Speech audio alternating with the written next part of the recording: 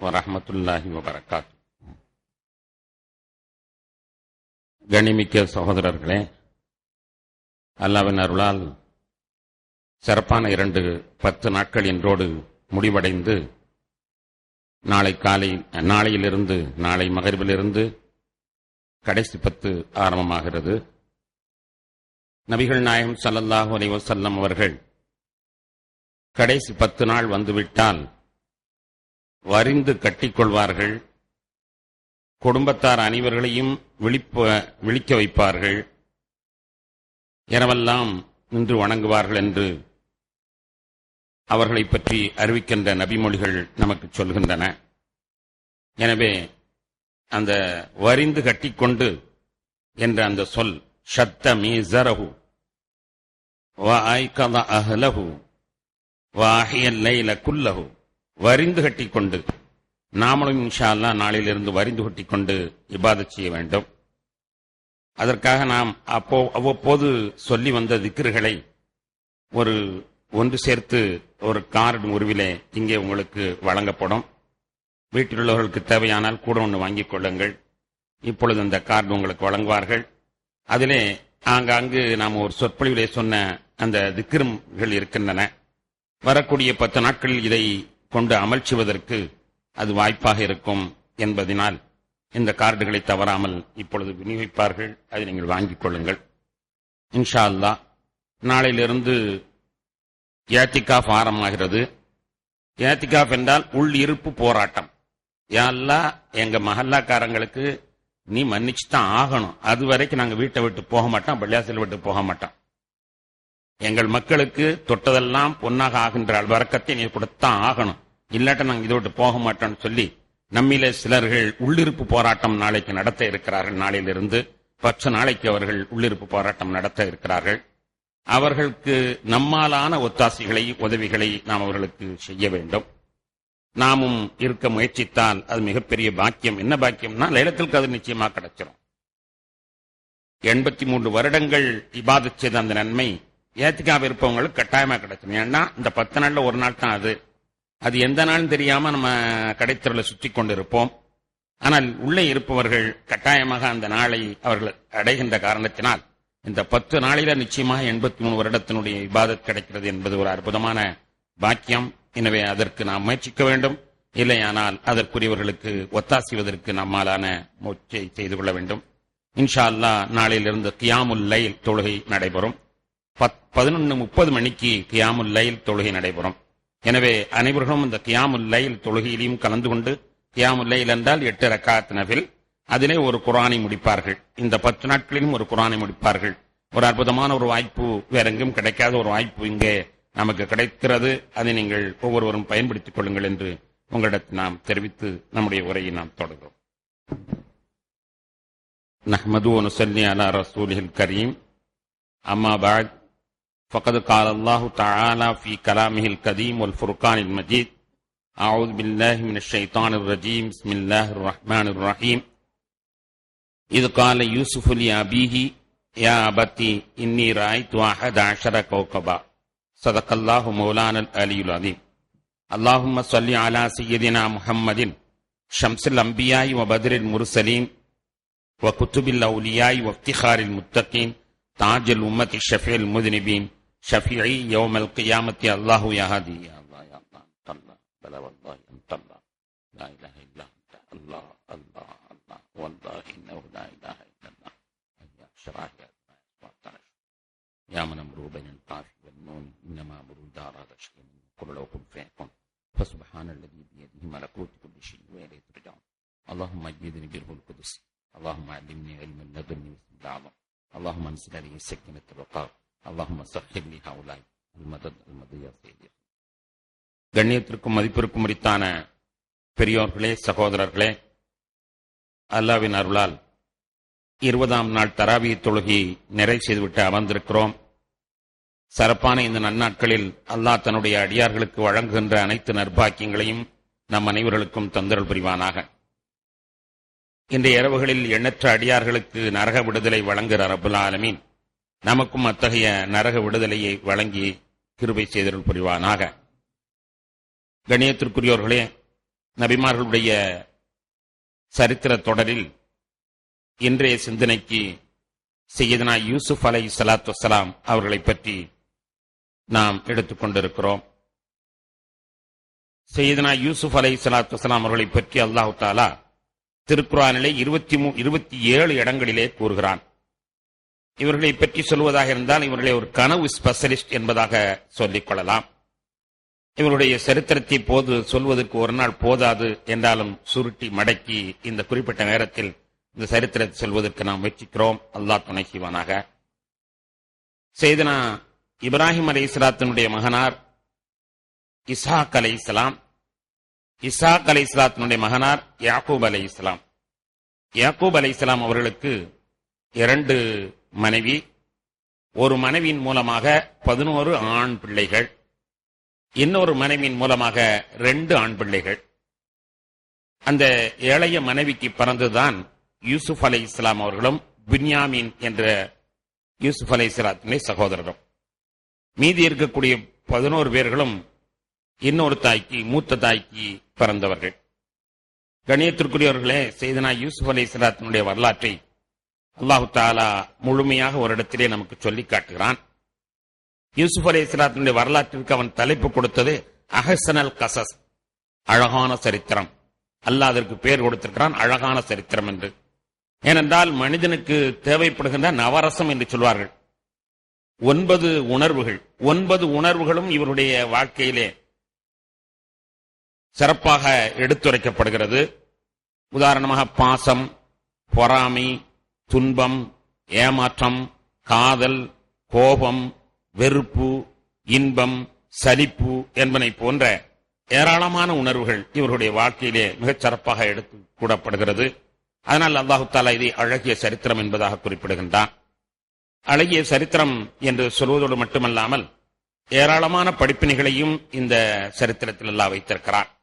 அல்லாஹு தஆலா இந்த சரித்திரத்தை மிகச் சுருக்கமாகவும் மிக அற்புதமான ஒரு பெரிய காவியத்தை மிகச் சுருக்கமாக சொல்லி இருக்கிறார். இதை சொல்ல ஆரம்பிக்கின்ற பாணியை பார்த்தால் ஒரு துப்பறியும் கதையை போன்றிருக்கும். துப்பறியும் கதை முதல் பக்கத்தை எடுத்த உடனேயே டுப் டுப் என்று டுமீல் டுமீல் என்று சுடப்படும். கடைசி பக்கத்தில் இந்நாள் கொலை செய்தான் என்று முடிக்கப்படும். இதுதான் துப்பறியும் கதையினுடைய இலக்கணம். அந்த முறையிலே இந்த சரித்திரத்தை அல்லாஹ் துவங்குகிறான். யூசுப் அலைஹிஸ்ஸலாம் ஒரு கனவு கண்டார்கள் என்று துவங்குகிறார். கனவு கண்டார்கள், படுத்து தூங்கிக் கொண்டிருக்கும் பொழுது தந்தையை எழுப்பி நான் இப்படி ஒரு கனவு கண்டேன் என்று சொன்னார்கள். அதிலிருந்து சரித்திரத்தை துவங்கி கடைசியில் அந்த கனவுக்கு விளக்கத்தை சொல்லி அல்லாஹ் சரித்திரத்தை முடித்து விடுகிறான். அந்த கனவுக்கான என்ன விளக்கம் என்பதை அந்த சரித்திரத்தினுடைய கடைசியாக சொல்கிறார். கண்ணியத்திற்குரியவர்களே, அந்த முறையில் ஒரு அற்புதமான சரித்திரம், அழகான சரித்திரம், படிப்பினைகள் நிறைந்த சரித்திரம். நாம் வாய்ப்பு கிடைக்கும் போது அந்த சரித்திரத்தினுடைய மொழிபெயர்ப்புகளையும் அதனுடைய ஆக்கங்களையும் நாம் மிக சிந்திக்க கடமைப்பட்டிருக்கிறோம்.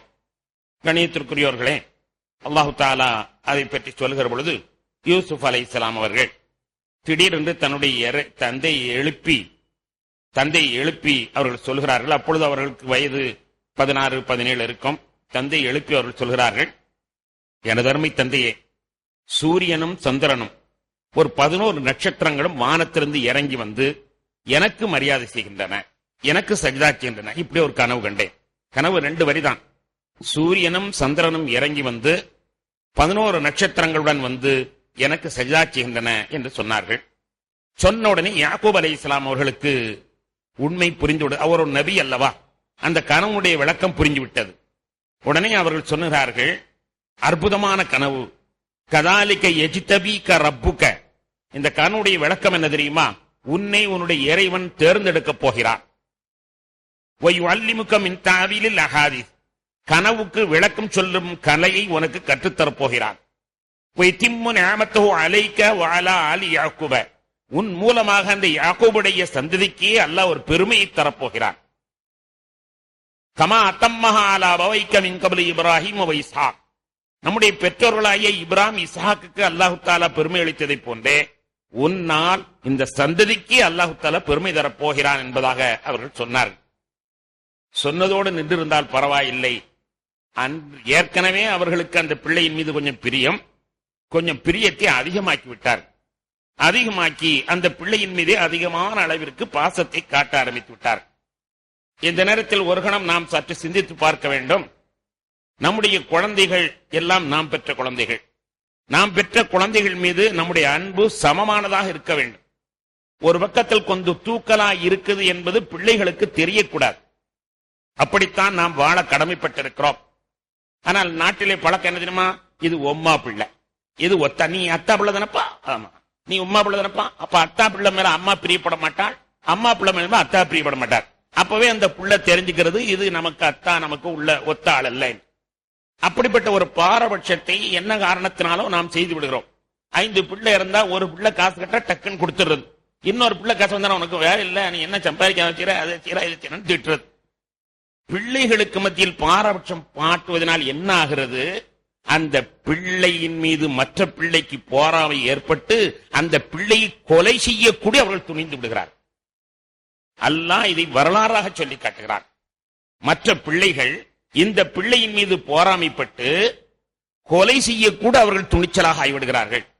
அந்த பிள்ளையின் மீது மற்றவர்களுக்கு வெறுப்பை ஏற்படுத்தியதற்கு யார் காரணம் தெரியுமா? பெற்றவர்கள் தான். பெற்றவர்களுக்கு பாசம் ஒரு பிள்ளையின் மீது இருக்கலாம், ஆனால் வெளியில் காட்டக்கூடாது. நபிகள் நாயகம் ஸல்லல்லாஹு அலைஹி வஸல்லம் மன் ஆலா ஜாரியத்தைனி, 2 பெண் குழந்தைகளை ஒருவன் வளர்த்து அவர்களை ஆளாக்கி அவர்களை ஆண் குழந்தையை விட மட்டம் தட்டாமல், அங்க ஒரு வார்த்தை அல்ல நபிகள் நாயகம் ஸல்லல்லாஹு அலைஹி வஸல்லம் சொல்லுகிறார்கள், ஆண் குழந்தையை விட மட்டம் தட்டாமல் வளர்த்து ஆளாக்கி மணமுடித்து கொடுத்து விட்டால் அவன் சொர்க்கத்திற்கு செல்வான் என்று நபிகள் நாயகம் ஸல்லல்லாஹு அலைஹி வஸல்லம் சொல்கிறார். அங்கே சொல்லுகிற பொழுது ஒரு வார்த்தை தெளிவாக சொல்லப்படுகிறது, ஆண் குழந்தையை விட அம்மா பொண்ணை பெத்துட்டேனே, என்ன செய்வேன், நான் என்ன செய்ய தெரியலையே அப்படின்னு அந்த புள்ளம்பனால நாம சொல்லும் பொழுது அது அப்படியே மனம் ரொம்ப சங்கடப்பட்டு. எனவே பிள்ளைகளுக்கு மத்தியில் பாரபட்சம் காட்டக்கூடாது என்பதை இங்கே அல்லாஹ் சொல்லி காட்டுகிறான். யூசுப் அலைஹிஸ்ஸலாம் அவர்கள் மீது யாக்கூப் அலைஹிஸ்ஸலாம் அவர்கள் நபிதான். நபியா இருந்தாலும் என்ன இருந்தாலும் பாசத்திற்கு உட்பட்டவர்கள் தானே. பாசத்திற்கு உட்பட்டவர்கள் என்ற முறையிலே அந்த குழந்தையின் மீது அதிகமாக பாசம் வைக்க ஆரம்பித்து விட்டார்கள். அது என்ன ஆனது தெரியுமா? காலகட்டத்திலே அந்த பிள்ளைகள் எல்லாம் 11 பிள்ளைகள் சேர்ந்து எப்படியாவது யூசுஃபை பாத்தியா ஓதுறதுன்னு முடிவு பண்ணிட்டார். யூசுப் அலைஹிஸ்ஸலாத்தை கொலை செய்து விடுவது, கூட பிறந்தவர்களை கொலை செய்கிற முடிவுக்கு வந்து விட்டார். என்ன செய்யலாம் என்றால் அதற்கான முனைப்பான காரியத்தை ஏற்படுத்தினார்கள். தகப்பனாரிடத்துல வந்து தந்திரமா பேச்சு கொடுத்தாங்க. வாப்பா, நாங்க காட்டுக்கு போறோம், அங்க எவ்வளவு விளையாடுறதுக்கு இடம்லாம் இருக்குது, உங்க பையனை அதாவது எங்க தம்பியை கொஞ்சம் அனுப்புங்களே, நாங்க அவர்களுக்கு சுத்தி காட்டி விட்டு அங்க கிடைக்கக்கூடிய நவாப்பழம், அங்க கிடைக்கக்கூடிய கோவாப்பழம், இந்த பழத்தையெல்லாம் நாங்க பறிச்சு கொடுத்து விளையாடிட்டு வர்றோமே என்பதாக நைஸாக பேச்சு கொடுக்கிறார்கள். அப்போ யாக்கூப் அலைஹிஸ்ஸலாம் சொல்றார்கள், எப்பா நீ போற நேரத்துல ஏதாவது ஓனாய் ஏதாவது கடிச்சு என் பிள்ளைக்கு ஆபத்து வந்துடுமே, நான் பயப்படுறேன் என்று இவர்கள் சொல்கிறார்கள். ஏவாப்பா பயப்படுறீங்க? ஓனாய் கடிச்சிட்டுனா நாங்க 11 பேர் வந்துட்டு விட்டுருவோமா? நாங்க 11 பேர் இருக்கும் பொழுது எப்படி கடிக்க விட்டுருவோம்? அப்பா ஏப்பா இப்படி எல்லாம் கற்பனை பண்றீர்கள், அப்படிலாம் இருக்காது என்று சொன்னவுடன் அவர்கள் நம்பி அழைக்க அவர்களுடன் அனுப்புகிறார்கள். அவர்களை விளையாடுவதற்காக வேண்டி இன்னும் சாப்பாடுவதற்காக வேண்டி என்று அழைத்துச் சென்ற இவர்கள் போற வழியிலேயே கொலை செய்திருவது என்று முடிவுக்கு வருகிறார்கள். அப்போது அவர்களிலே ஒருவர் கொலை செய்யக்கூடாது, கொலை செய்தால் நாம் நபிமார்களுடைய வீட்டு பிள்ளை, நாம் கொலை செய்தால் அது கொலை குற்றம், இந்த சமுதாயத்திற்கு கேடு. நம்முடைய தந்தை நபி, பாட்டன் நபி, முப்பாட்டன் நபி, இந்த குடும்பத்துல கொலை விழுந்ததா, நம்ம குடும்பத்தை கௌரவத்தை நம்ம பாதுகாக்கணும். அதனால கொலை செய்ய வேணாம். என்ன செய்யலாம்? எப்படியாவது இவன் ஒழிச்சிடணும், நம்ம அப்பா விட்டு அத்தா விட்டு இவரை பிரிக்கணும். என்ன செய்யலாம்? அப்ப அவர் கொஞ்சம் பெரியவர் யோசனை சொல்றாரு, ஒரு கிணறு ஒண்ணு இருக்குது, பாலங்கிணறு, அதுல தூக்கி போட்டுருவோம். அதுல தூக்கி போட்டோம்னு சொன்னா யாராவது வழிப்போக்கர்கள் கண்டு எடுத்துட்டு போயிருவாங்க, வேற நாட்டுக்கு கூட்டு போயிருவாங்க. அதான் நாம செய்யலாம் என்று சொல்கிறார்கள். சரி என்று அதன்படியே அவர்கள் கொண்டு போய் யூசுப் அலைஹிஸ்ஸலாத்தை ஒரு கிணத்திலே பிடிச்சு தள்ளி விடுகிறார். தள்ளியதற்கு பிறகு வீட்டுக்கு வரும் பொழுது ஒரு ஆட்டை அறுத்து அதனுடைய இரத்தத்தை யூசுப் அலைஹிஸ்ஸலாத்தினுடைய சட்டையிலே தோய்த்து கிணத்துல போடும்போதே சட்டையை கழட்டிட்டு தான் போட்டாங்க. கொஞ்சம் சட்டை இருந்தாலும் அந்த குளிரை பாதுகாக்கும். சட்டையும் கழட்டிட்டு முட்டமணியாகத்தான் உள்ளே போட்டார்கள். முதலிலேயே பிளான் பண்ணி அந்த சட்டையை இரத்தத்தால் நனைத்து பாப்பாட்ட அங்கிருந்து வரும்போதே அழுதுகிட்டே வருவாங்க, பாப்பா நீங்க போகும்போதே கரிநாக்கு ஒரு வாயை வச்சிங்க, அது மாதிரியே ஆயிப்போச்சு, ஓனாய் பிடிச்சிருவேன்னு சொன்னீங்களே பாப்பா, அதே மாதிரியே ஆயிப்போச்சு, ஓனாய் தின்றுச்சு உங்க பிள்ளைய. என்று சொல்லி நாங்க விளையாடிக்கிட்டு இருந்தோம், விளையாட்டு பக்கல கவனிக்கல, வந்து பார்க்கிறோம் இந்த சட்டை தான் கிடக்குது. சரி என்று சட்டையை பார்க்கிறார்கள், அதில் ஒரு பக்கம் கூட கிழியவில்லை. ஆத்திர காட்டனுக்கு புத்தி மட்டு என்று சொல்வார்கள். அந்த வகையில கொலை செய்யறவன் ஏதாவது தடயத்தை விட்டுட்டு போவாங்கிறது போலீசனுடைய ஒரு ஐடியா. அதனால அங்கே ஏதாவது திருவி பார்ப்பார்கள். அந்த முறையிலே கொலை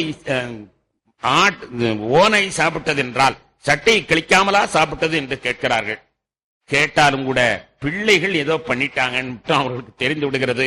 இருந்தாலும் நம்ம பிள்ளைகள்கிட்ட அதை நம்ம திருவி கேட்டுக்கொண்டிருந்தால் நல்லது இல்லை என்பதற்காக வேண்டி சொன்ன வார்த்தை ஃபஸபுருன் ஜமீல். அல்லாட்ட தான் நான் பொறுமையா அல்லாவிடத்துல தான் முறையிடணும். நான் யாற்ற போய் முறையிடுவேன்? என் பிள்ளைகளே இப்படி செய்த பொழுது நான் யாற்ற போய் சொன்னேன் ஃபஸபுருன் ஜமீல் வல்லாஹுல் முஸ்தஆனு அலா மா தஸிஃபூன். நீங்க சொல்றதற்கெல்லாம் அல்லாடத்தப்பா நான் உதவி கேட்கிறேன் என்பதாக அவர்கள் சொல்லிவிட்டு கவலை தோய்ந்த மயமாக அவர்கள் இருந்து விட்டார்கள். சையதுனா யூசுப் அலைஹிஸ்ஸலாம் அவர்களை கொண்டு போய் கிணத்திலே போடப்பட்டு விட்டது. அங்கே 3 நாட்கள் யாருமே வரல. ஆனா போட்ட இவர்கள் சுற்றி வேவு பார்த்து கொண்டே இருக்கிறார்கள் என்ன நடக்குது என்று. 3 நாளும் யாருமே வரவில்லை. கல்லுக்குள்ளும் ஈரம் இருக்கும் என்ற வகையிலே அந்த 11 மகன்களிலே ஒருவருக்கு இரக்கம் பிறந்து தினமும் கொண்டு வந்து ரொட்டியை உள்ள போடுவார். கீழே போடப்பட்ட யூசுப் அலைஹிஸ்ஸலாம் ஒரு படி கல்லு ஒன்று இருக்கிறது, அதிலே அவர்கள் ஏறி அமர்ந்து கொண்டார்கள். இந்த ரொட்டி வந்து விழும். ரொட்டியை கொடுக்கிறது யாரு? பகைவன். கொல்ல முயற்சித்த அதே பகைவனே ரொட்டியை சாப்பிட்டுக் கொண்டு 3 நாள் அவர்கள் இருக்கிறார்கள். யூசுப் அலைஹிஸ்ஸலாத்து வஸ்ஸலாம் அவர்கள் அப்படி அந்த கிணத்திலே போடப்பட்டது. ஒரு பாவம் அறியாத ஒரு பிள்ளை, ஒன்றுமே செய்யாத ஒரு பாவத்துக்காக வேண்டி கிணத்திலே போடப்பட்டிருக்கிறார்கள். அல்லாஹ் தஆலா ஒரு அற்புதமான செய்தியை சொல்கிறான். மனிதனுடைய வாழ்க்கையில் சில துன்பங்கள் கஷ்டங்கள் வரும். அந்த கஷ்டங்கள் நம்முடைய வருங்காலத்தினுடைய சிறப்புக்கு அது ஒரு உந்துதலாக இருக்கும். கஷ்டப்பட்டாதான் அந்த சிறப்பு நமக்கு கிடைக்கும். அல்லாஹ் சில சமயத்தில் அப்படி ஒரு நிகழ்ச்சியை அமைத்து வைக்கிறான். ஒவ்வொருவருடைய வாழ்க்கையிலும் இருக்கும். உதாரணமா நண்பன் சண்டை போட்டுருவான். சண்டை ஓட்டன ஊர் விட்டு ஓரி போய் பெரிய பணக்காரன் ஆயிரும். இவன் சண்டை போடலன்னா ஊர் விட்டு போக மாட்டான். ஒரு முதலாளி விரட்டி விட்டுருவார். விரட்டி விட்டதுனாலதான் இவன் வேற ஒரு இடத்துக்கு போய் நல்லா பிழைச்சுக்குவான். விரட்டாலன்னா இவருக்கு அடிமையாவே இருந்துகிட்டு இருப்பான். அப்படி வாழ்க்கையில சில மாற்றம், அப்படி ஒரு திசை திருப்புதல் அல்லாஹ் ஒவ்வொரு வாழ்க்கையிலும் ஏற்படுத்துகிறார். நபிகள் நாயகம் ஸல்லல்லாஹு அலைஹி வஸல்லம் வாழ்க்கை பாருங்கள். மக்காவிலிருந்து நாடு வந்து ஊரை விட்டு பிள்ளைகளை விட்டு எல்லாத்தையும் விட்டுட்டு அந்த நாடு திறந்து வர்றது அவர்களுக்கு ஒரு பெரிய சோதனை தான். ஆனா அந்த சோதனை மட்டும் இல்லையானால் நபிகள் நாயகம் ஸல்லல்லாஹு அலைஹி வஸல்லம் இந்த அளவிற்கு ஜொலித்திருக்க முடியாது. அது ஒரு திருப்புமனை. எனவே கஷ்டம் வரும் பொழுது அல்லாஹ் இப்படி கஷ்டத்தை தர்றானே, அவனுக்கு கண் இல்லையா காது இல்லையா என்பதாக நாம் திட்ட ஆரம்பிக்க கூடாது. அதுல ஏதோ ஒண்ணு அவன் மாஸ்டர் பிளான் போடுறவன் ஏதாவது வைத்திருப்பான். நமக்கெல்லாம் நல்லா தெரியும். சின்ன பிள்ளைகள் மருந்து ஒரு உடம்பு சரியில்லைன்னா உடனே கசப்பு மருந்தை நாமளா கொடுக்கிறோம். சுத்தி உட்கார்ந்துட்டு கசக்குது குடிச்சுட்டு ஆவணும். அப்ப கசப்பு நமக்கு பிடிக்காது, பிள்ளை குடிச்சுட்டு ஆவணுங்கிறோம். ஏன்னா அப்பதான் பிள்ளைக்கு நல்லா போகும், நமக்கு நல்லா தெரியும். நாம என்ன செய்யணும்? ஊசியை கொண்டு டாக்டர் குத்த சொல்றோம். நாமளே காசு கொடுத்து ஊசி குத்த சொல்றோம். நம்ம பிள்ளையை குத்த சொல்லலாமா என்றால் குத்தனாத்தான் குணம் கிடைக்கும். அப்ப குத்தணும் அந்த கசப்பு. முன்காலத்தில் எல்லாம் சுண்ணத்து பண்ணுவாங்க. இப்பெல்லாம் அது கிடையாது. டாக்டர்கிட்ட போய் கம்கமா முடிச்சுட்டு வந்துடுறோம். முன்காலத்துல ஊர் பூரா கூடி உட்காந்துருவாங்க. ஜீன் முகமது ஜீன் ஒரு கத்துவாங்க. அதுக்குள்ள அவர் வெட்டி விட்டுருவார். ஒரு வெட்டு. அப்ப அந்த வெட்ட நம்ம சொல்றோம், அந்த தோலை வெட்ட நம்ம சொல்றோம். நம்ம பிள்ளைய அறுக்க நம்ம சொல்றோமா அப்படின்னா நமக்கு தெரியுது அதனுடைய லாபம் நமக்கு தெரியுது. அதனால அந்த பிள்ளைய நம்ம வெட்ட சொல்றோம். தாய் கர்ப்பம் உற்று குழந்தை பெறும் பொழுது ஆபரேஷனுக்கு அவளை நாம் தான் அனுப்புகிறோம், பணம் கட்டி அனுப்புறோம். ஆபரேஷன் பண்ணி வயிற்ற கிழிக்க சொல்றோம். ஏன் என்றால் அதனால் ஏற்படுகிற லாபம் நமக்கு தெரிகிறது. ஆனா இப்ப கொஞ்சம் எல்லாமே லேட்டஸ்டா மாறிட்டாங்க. தாய்மாரான்னு சொல்றாங்க, என் பிள்ளைக்கு ஆபரேஷன், என் பிள்ளை கத்துனா அழுதா எனக்கு பிடிக்காது, பிரசவ நேரத்தில் அழுதா பிடிக்காது, ஏதாவது சிசரின் போட்டுருங்க. முதல்ல இவங்களே சொல்லிடுறாங்க தாய்மார்கள்.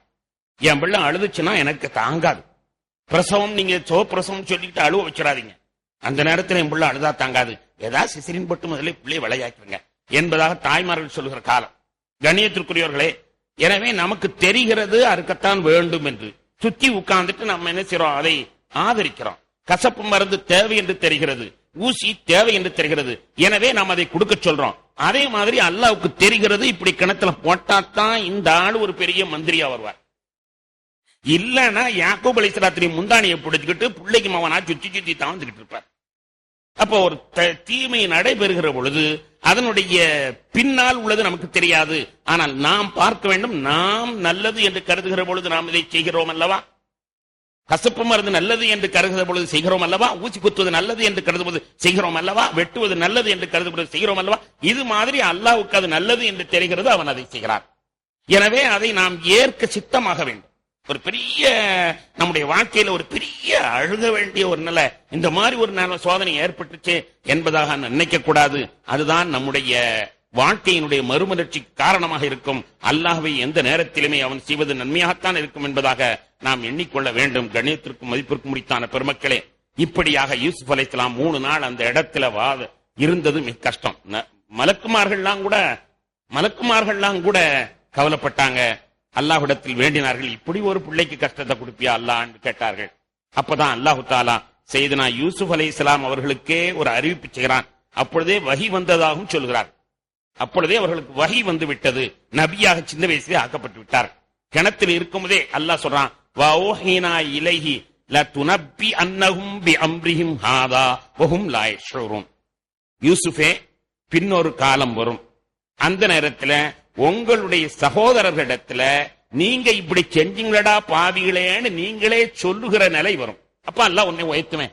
அல்லாஹ் முதல்ல ஆறுதலாக சொல்றார், வஓஹினா இலைஹி, அவருக்கு நாம் வஹி அறிவித்தோம், லதுனப்பி அன்னஹும் பிஅம்ரிஹிம் ஹாதா, இந்த செய்தியை நீங்கள் அவர்களுக்கே சொல்லுவீர்கள் என்று அல்லாஹ் தஆலா அவர்களுக்கு வஹி அறிவித்து ஆறுதல் கூறினான். 3 நாளும் அவர்கள் உள்ளே இருந்தார்கள். 3ஆவது நாள் ஒரு வியாபார கூட்டம் வந்தது. அவர்கள் தண்ணி இறைப்பதற்காக வேண்டி வாளியை உள்ளே விடுகிறார். உள்ள பார்க்கல, உள்ளே விடுறார்கள். வாளி வந்த உடனே யூசுப் அலைஹிஸ்ஸலாம் சக்கென்று இழுத்து பிடிச்சு கொண்டார், கயத்தை பிடித்துக் கொண்டார். தண்ணி விட்டவன் தண்ணியை தூக்குறான், தூக்க முடியல, கனமா இருக்கு, என்னமோ தெரியலையே கனமா இருக்குன்னு வீட்டுல உள்ள எல்லாரும் வந்தாங்க. எல்லாரும் ரொம்ப பிடிச்சி தூக்குனா. அந்த கிணத்தினுடைய அமைப்பை எழுதுகிறார்கள். அந்த காலத்துல மேல் பக்கம் கொஞ்சம் மூடின மாதிரி இருக்கும். இந்த நம்ம நாட்டு கிணறு மாதிரி திறந்தே இருக்காது, மேல் பக்கம் யாரும் விழுந்து விடக்கூடாது, கொஞ்சம் மூடின மாதிரி இருக்கும்.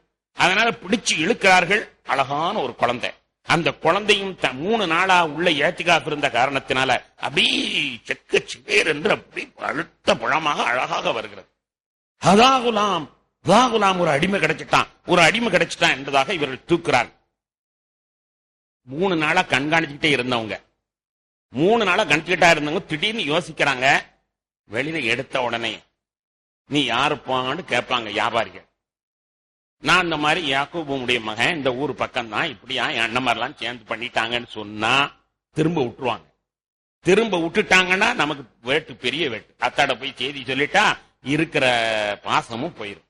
உடனே அவங்க சூழ்ச்சி செய்யறாங்க. வேகமா ஓடி வந்து, எங்க அடிமை தன்னுடைய சகோதரரை என்ன சொல்றாரு, பொறாம என்னவெல்லாம் செய்ய சொல்றது பாருங்க. எங்க அடிமை 3 நாளா காணோம், நாங்க எங்கெல்லாம் தேடிக்கிட்டு இருக்கிறோம், அங்கே ஏடா கிடக்குறான்னு போட்டு அடிக்கிறாங்க. எங்க அடிமை 3 நாளா காணோம், எங்கேயோ காணாம போயிட்டான், தேடிக்கிட்டு இருக்கிறோம், இங்கதான் இருந்தானா அப்படின்னு சொல்லி அவங்க வந்து பேசுறாங்க. பேசிட்டு அப்ப வியாபாரத்துள்ள அவன் பாக்குறான், நல்ல ஆளா தெரியுதே, அடிமைன்னு சொல்றாங்களே, எப்ப நீங்க வேண்டாம் விலைக்கு வித்துறீங்களான்னு. சரி விலைக்கு வித்துறேன். விலைக்கு வித்து ஏமாந்தான்னு சொன்ன உடனே சரி ஒரு 10 ரூபாய்க்கு தந்துடுறியா அப்படின்னு சொல்லி. பொதுவா நம்மளாம் வியாபாரிகள் நல்லா தெரியும், எதிரி ஏமாந்தன்னு சொன்னா அவனை ஒரேடியா ஒரு வைரக்கல்லுங்க, அது 1 கோடி ரூபாய் பெறும், நம்மகிட்ட வந்து மாந்துட்டானா 11,000 ரூபாய்க்கு கேட்கறாங்க. சரி 11,500 வச்சுக்கோ, 1 கோடி பெறும், நமக்கு நல்லா தெரியும். ஆனா 11,005 ரூபாய் வச்சுக்கன்னு சொல்றோம்ல, இதே மாதிரி அல்லாவே குர்ஆன்ல சொல்றான். சும்மா ஒரு 9 திர்ஹத்திற்கு தன்னுடைய சகோதரரையே விலை கொடுத்து அவர்கள் வித்து விட்டார்கள். ஏன்னா இவன் திருப்பி வரக்கூடாது, இவனை எப்படியா இதோட ஓச்சி விட்டுறணும், கொலை பண்ணா பார்த்தா முடியல, அதனால இப்படியாவது இந்த நாட்டை விட்டு கடத்தி விட்டுறணும், இங்க இருந்தா நமக்கு ஆபத்துன்னு சொல்லி தன்னுடைய அடிமை என்று சொல்லி குறைந்த காசுக்கு வித்து விட்டார். உடனே அவர்கள் அதை வாங்கி கொண்டு சென்றார்கள். வாங்கி கொண்டு சென்று அவர்களுக்கு ஒரு பெரிய சரக்கு கிடைத்து விட்டது. அற்புதமான அழகான ஒரு அடிமையாக யூசுப் அலைஹிஸ்ஸலாத்தை அவர்கள் நடத்துகிறார்கள். அழகான அடிமை கிடைத்த உடனேயே அவர்கள் எகிப்துக்கு சென்று அவர்கள் உலகத்திற்கெல்லாம் செய்தியை சொல்கிறார்கள். ஒரு அழகான அடிமை, ஏலம் விட போறேன், யார் எடுக்க வருகிறார்கள், ஏலம் இட போறோம், யார் எடுக்க வருகிறார்கள் என்பதாக அறிவிப்பு செய்கிறார்கள். அறிவிச்சது பொழுது பலரும் அந்த குழந்தையினுடைய அழகையும் அந்த குழந்தையினுடைய இதையும் பார்த்தால் அல்லாஹ் குர்ஆனிலே சொல்லி காட்டுகிறான். மிக அழகு, உலகத்திலேயே மிக அழகு சையதுனா யூசுப் அலைஹிஸ்ஸலாத்து வஸ்ஸலாம். ஆனால் அதைவிட மிக அழகு நபிகள் நாயகம் ஸல்லல்லாஹு அலைஹி வஸல்லம். உலகத்திலேயே சிறந்த அழகு யூசுப் அலைஹிஸ்ஸலாத்து வஸ்ஸலாம். அந்த குழந்தையை பார்த்த உடனேயே எல்லோருமே இதை வாங்க வேண்டும் என்று ஆசிக்கிறார்கள், ஏலம் போடுகிறார்கள். அந்த ஏலம் பலர் கேட்டு கடைசியில் அந்த நாட்டினுடைய உணவு மந்திரி அந்த யூசுஃபை விலைக்கு வாங்குகிறார். எடைக்கு எடை கஸ்தூரி, எடைக்கு எடை கஸ்தூரி கொடுத்து வாங்க. பல விலைகளில் சில மாற்றங்கள் இருக்கிறது, பல வரலாறுகளில் பல விதமாக சொல்கிறார்கள். எடைக்கு எடை கஸ்தூரி கொடுத்து யூசுப் அலைஹிஸ்ஸலாத்து வஸ்ஸலாம் அவர்களை வாங்குகிறார். வாங்கி கொண்டு வீட்டுக்கு சென்றார். வீட்டுல போன உடனே அந்த மனைவி சொல்றாங்க, நம்மளுக்கு பிள்ளை இல்லை, இதை பிள்ளையாக வளர்த்துக் கொள்வோம் என்று சொல்கிறார். நம்ம ரெண்டு பேருக்கும் பிள்ளை இல்லை, எனவே பிள்ளையாக வளர்த்துக் கொள்வோம் என்று சொல்கிறார்கள். ஜுலைஹா அம்மா அவர்கள் சையதுனா யூசுப் அலைஹிஸ்ஸலாத்து வஸ்ஸலாம் அவர்களை மகனாக எடுத்துக் கொள்கிறார்கள். மகனாக வளர்ப்பு மகன் என்று சொன்னால் அந்த வளர்ப்பு மகனுக்கு மிகப்பெரிய அளவிற்கு ஆக்கங்கள் இருக்கும். ஒரு அந்த எங்க வேண்டாலும் போகலாம், என்ன வேண்டாலும் செய்யலாம், அத மாதிரி இருக்குது. இந்த நேரத்தில் இன்னும் ஒரு சின்ன வார்த்தை நாம் சொல்லிக்கொள்ள வேண்டும். நம்மிலே பலர்கள் வளர்ப்பு மகனாக எடுத்துக் கொள்கிறார்கள். வளர்ப்பு மகன் என்ன இருந்தாலும் அவனை மகன் அந்தஸ்தில் பார்க்க கூடாது என்பது ஷரியத்தினுடைய கட்டளை. மகன் அந்தஸ்தில் பார்க்க கூடாது. அவன் பருவ வயது அடைஞ்சிட்டாலும் கூட அவனை கட்டிக்கிட்டு படுத்துக்கிறது, நம்ம பிள்ளை தானே என்று நினைக்கிறது. இரத்த மாற்றம், பெத்த பிள்ளையினுடைய உணர்வு மற்ற பிள்ளைக்கு இருக்காது. அந்த பிள்ளைகளை சாதாரணமாக நடத்தக்கூடாது. வளர்ப்பு மகன் என்ன இருந்தாலும் அவன் வளர்ப்பு மகனாத்தான் இருக்க வேண்டும். உதுஊஹும் லி ஆபாயிஹிம், உதுஊஹும் லி ஆபாயிஹிம், அவங்க அத்தா பெற சொல்லி அழையுங்கள், உங்க பேரை சொல்லி அழைக்காதீர்கள் என்றெல்லாம் அல்லாஹ் தஆலா வழிகாட்டுதலை தருவான். வளர்ப்பு மகன் என்ன இருந்தாலும் அவன் மகனாக ஆக முடியாது. அதை தனியாக வச்சியே யார் யாரிடத்தில் ஒதுங்க வேண்டும், யார் யாரிடத்தில் மறைந்து இருக்க வேண்டும், அதெல்லாம் அந்த கட்டுப்பாடுகளை எல்லாம் சரியாக பேண வேண்டும் என்பதாக நபிகள் நாயகம் ஸல்லல்லாஹு அலைஹி வஸல்லம் அவர்கள் நமக்கு சொல்லி காட்டுகிறார்கள். அது நீண்ட நெடிய வரலாறு. கண்ணியத்திற்குரியவர்களே, இங்கே ஜுலைஹா அம்மா அவர்கள் வளர்ப்பு மகனாக யூசுப் அலைஹிஸ்ஸலாத்து வஸ்ஸலாம் அவர்களை எடுத்துக்கொண்டார்கள். இதற்கிடையில் காலங்கள் மாறுகிறது, அவர்களும் வாலிபராக ஆனார்கள். யூசுப் அலைஹிஸ்ஸலாத்து வஸ்ஸலாம் அவர்களின் மீது ஜுலைஹா அம்மாவிற்கு ஒரு மையல் ஏற்பட்டு விடுகிறது. கூடவே சேர்ந்து பழகிறதுனால் என்ன ஆபத்து என்பதையும் அல்லாஹ் இங்கு குர்ஆன்ல சொல்றான். அதை கொஞ்சம் ஓப்பனா சொல்ல முடியாதுங்கிறதுக்காக ரொம்ப ஷார்ட்டா சொல்றேன். வளர்ப்பு மகங்கிறதுக்காக நீங்க உங்க வீட்டிலேயே நீங்க வச்சுக்கிறாதீங்க. உங்க மகள் வீட்டையெல்லாம் சாதாரணமா பழகிற மாதிரி வச்சுக்கிறாதீங்க. உங்க மனைவி வீட்டையெல்லாம் சாதாரணமா பழகிற மாதிரி வச்சுக்கிறாதீங்க. விவகாரமா போனாலும் போயிருங்கிறதுக்காக வேண்டித்தான் ஜுலைஹா அம்மாவை அல்லாஹ் தஆலா சொல்றான். ஜுலைஹா அம்மா அவர்கள் தன்னுடைய வளர்ப்பு மகனாக வைத்தாலும் அந்த யூசுப் அலைஹிஸ்ஸலாத்தின் மீது அவர்கள் மையல் கொண்டு விடுகிறார்கள். மையல் கொண்ட அவர்கள் கதவையெல்லாம் அடைத்து விட்டு ஒரு நாள் வேறு வழி இல்லாமல் அவர்கள் ஒரு முடிவுக்கு வந்து எப்படியாவது அந்த யூசுஃபை தன்னுடைய இச்சைக்கு இணங்க வைக்க வேண்டும் என்பதாக அவர்கள் முயற்சி செய்கிறார்கள். கதவையெல்லாம் அடைத்து வைத்துவிட்டு பிடித்து இழுக்குகிற பொழுது யூசுப் அலைஹிஸ்ஸலாத்து வஸ்ஸலாம் அவர்கள் தலைதறிக்க ஓடுகிறார். நபிகள் நாயகம் ஸல்லல்லாஹு அலைஹி வஸல்லம் அவர்கள் சொல்வார்கள், 7 பேருக்கு மறுமையில் அர்ஷன்னும் நிழல் கொடுக்கப்படும். நிழலே இல்லாத நாளிலே 7 வகையான மக்களுக்கு அல்லாஹ்வுடைய அர்ஷுடைய நிழல் கிடைக்கும். அதுல ஒரு வாலிபர் யார் தெரியுமா? ஒரு அழகான பெண் அவனை தவறுக்கு அழைத்த பொழுது நான் அல்லாஹ்வை அஞ்சுகிறேன் என்று சொன்ன வாலிபன் என்று நபிகள் நாயகம் ஸல்லல்லாஹு அலைஹி வஸல்லம் சொல்வார்கள். அல்லாஹ்வுடைய அச்சப்பாட்டினால் அவன் விபச்சாரத்திலிருந்து தன்னை தற்காத்துக் கொள்கிறான். பெண்ணு விரும்பி அழைத்தும் கூட முடியாது என்று சொன்னவர் அநேகமா யூசுப் அலைஹிஸ்ஸலாத்தா தான் இருக்கணும் நாம நினைக்கிறோம். அப்படிப்பட்டவர்கள் இருப்பார்களே, ஆனால் யூசுப் அலைஹிஸ்ஸலாத்தை போன்று கண்ணியமானவர்களாக இருப்பார்கள். கண்ணியத்திற்குரியவர்களே, அந்த முறையில் அழைத்த பொழுது யூசுப் அலைஹிஸ்ஸலாம் தலைதறிக்க ஓடிவிடுகிறார்.